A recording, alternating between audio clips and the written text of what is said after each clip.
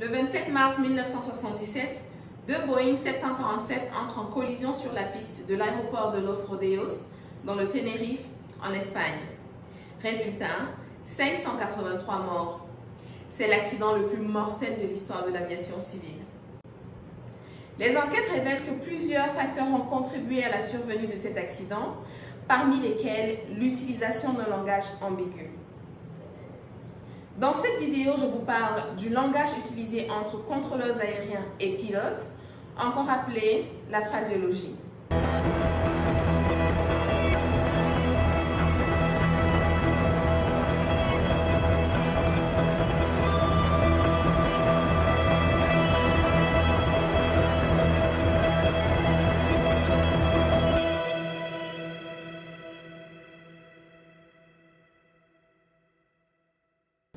Bonjour et bienvenue dans cette vidéo, je m'appelle Christelle, je suis contrôleur aérien à l'aéroport international de Yaoundé-Nsimalen.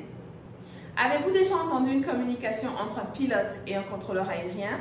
Si oui, vous savez déjà qu'elle ne se fait pas en langage clair. Morning again from United Nations 884 Hotel. Vienna Oscar 884 Hotel Tower, good morning, go ahead. Good morning, ma'am. Requesting startup clearance. Flight level is 1002 Mamanda. 884 Hotel Tower, startup approved, time check 53. Winds 240 degrees 3 knots, temperature 212.20, QNH 1019, runway 19 in use, report for taxi. 1019 at 884 Hotel is ready for taxi with a total of 05 on board. Endurance is 0600. 884 Hotel Tower, taxi, enter and backtrack runway 01. Get to attend backtrack runway 01 and go ahead with ATC. 884 Hotel Nsimalen to Bamenda, flight plan route, et passé clearance limit level 100. Whenever on runway 01, et passé 2 November departure, right back. All is stopping, understand, we cleared Nsimalen to Bamenda, flight level 100 to Epasi, departure runway 01, Epasi 2 November departure, 884 Hotel. Nous utilisons ce qu'on appelle la phraséologie. La phraséologie est donc un code verbal utilisé dans la radiotéléphonie aéronautique pour communiquer entre pilotes et contrôleurs aériens afin que les échanges soient concis, précis et sans ambiguïté. Sur cette image, on peut voir l'alphabet aéronautique qui comporte les lettres de l'alphabet français, cependant prononcées de façon un peu particulière. A se lit alpha, B se lit bravo et Z Zulu.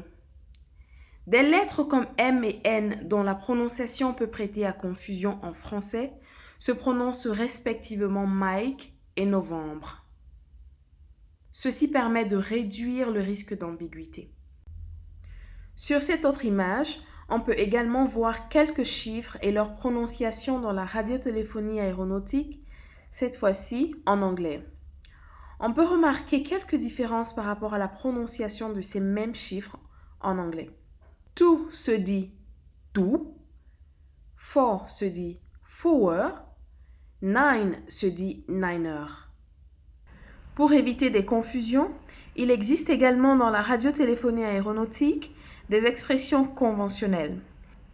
Ici, on peut en voir quelques-unes comme break-break, correction, wilco, autorisé. Elles ont des significations bien connues et donc ne laissent aucune place à l'équivoque. Si un contrôleur aérien dit à un pilote, par exemple, « rappelez prêt pour le départ » et que le pilote répond « wilco », il veut dire ceci. « J'ai compris, je vais exécuter ». Nous le savons, le langage clair peut être sujet à plusieurs interprétations, à des non-dits, à des présupposés, à des sous-entendus qui peuvent être dangereux pour la sécurité des vols. Si un contrôleur aérien dit à un pilote, par exemple, « montez de 1000 pieds », le pilote doit-il monter d'une altitude, par exemple, de 1500 pieds à 2500 pieds ou alors doit-il monter simplement à l'altitude de 1000 pieds? Revenons à l'accident de Tenerife. Tout d'abord, il faut savoir que lorsqu'un avion est au départ d'un aéroport, il reçoit de la tour de contrôle ce qu'on appelle la clairance départ. C'est une autorisation qui comporte des informations telles que l'aéroport de départ, l'aéroport de destination, la piste en service, la route à suivre, le niveau de vol, entre autres. Une fois que l'équipage reçoit sa clairance, il doit la répéter afin que le contrôleur aérien s'assure qu'elle a été bien comprise. Le contrôleur aérien en retour doit dire « correct » pour indiquer que la clairance a effectivement été bien comprise. Le jour du crash, l'équipage de KLM reçoit bel et bien sa clairance. La répète, puis ajoute « We are at takeoff », ce qui signifie littéralement « Nous sommes au décollage ». Le contrôleur aérien répond en retour « OK », puis ajoute « Stand by, I'll call you back for takeoff », ce qui signifie en français « OK », attendez, je vous rappelle pour le décollage. À ce moment, le contrôleur attend que l'autre Boeing 747, celui de la Pan Am qui évoluait encore sur la piste, l'évacue avant d'autoriser le décollage de KLM. Cependant, l'équipage de KLM qui n'a entendu dans la réponse du contrôleur aérien que OK, l'interprète comme une autorisation de décoller, puis lance sa course au décollage.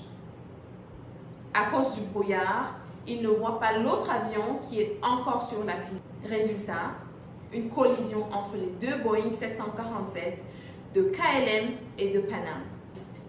C'est une catastrophe.